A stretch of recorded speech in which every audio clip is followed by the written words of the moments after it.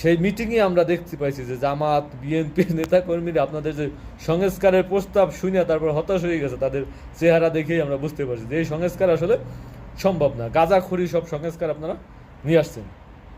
এই সংস্কার এইভাবে আসলে হবে না, এইভাবে একটা রাষ্ট্র পরিচালনা করা যায় না। আগেই বলছিলাম যে যেখানে 300-350 সংসদ সদস্য লাগে সেখান থেকে আপনারা 500 নিয়ে গেছেন। রাষ্ট্র কীভাবে লুটপাট করা যায় সেই ধান্দায় আপনারা সংস্কার করতেছে।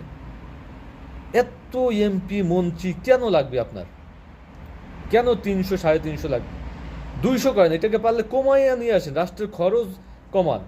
এই রাষ্ট্রে, ছোট্ট একটা রাষ্ট্রে আপনি যদি 500 সংসদ সদস্য পালেন, তারপর আছে 20 লক্ষ আছে শুধু রাষ্ট্র পরিচালনা করার জন্য যে কর্মকর্তা কর্মচারী, যাদেরকে আপনার 5 লাখ কোটি টাকা দিয়ে আমরা পুষতেছি। এবং এই 5 লাখ কোটি রাষ্ট্রীয় বাহিনী, এমপি মন্ত্রীর বাইরেও কত হাজার হাজার লাখ লাখ নেতাকর্মীরা আছে বিভিন্ন রাজনৈতিক দলের, তারাও কিভাবে জীবনযাপন করে, তারাও তো রাজনীতি করে জীবনযাপন করে। আপনাকে আমাকে সাধারণ মানুষের টাকা পয়সা শোষণ করে তারপর জীবনযাপন করে।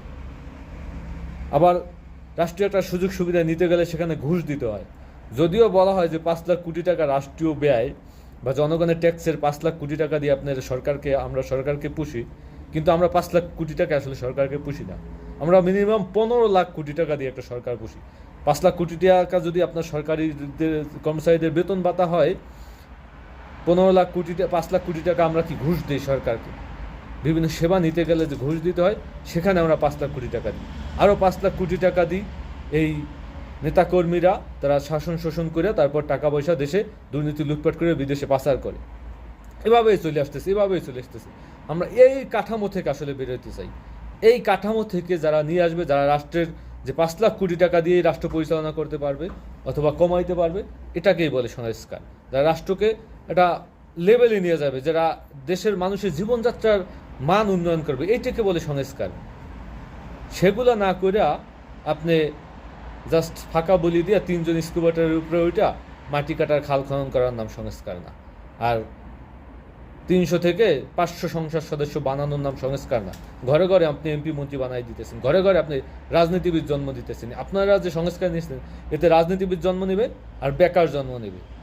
যেখানে উচিত ছিল যে বেকারদের সংখ্যা কমানো, কিন্তু সেই ধরনের কোনো সংস্কার আপনারা নিয়ে আসতে পারেন নাই। ছোট্ট একটা দেশে রাজনীতি বাড়াইতেছেন, শুধু রাজনীতি বাড়াইতেছেন, নেতাকর্মী বাড়াইতেছেন, সংসদ সদস্যের সংখ্যা বাড়াইতেছেন।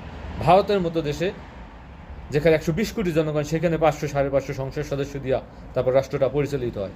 আর আমাদের ছোট্ট একটা দেশের ভিতরে আপনি আগে ছিল 350, এখন আবার মহিলা সংসদ সদস্য করছে, সংস্কার করবে, তারা মহিলা সংসদ সদস্য বানাই দিয়েছে আরও 100।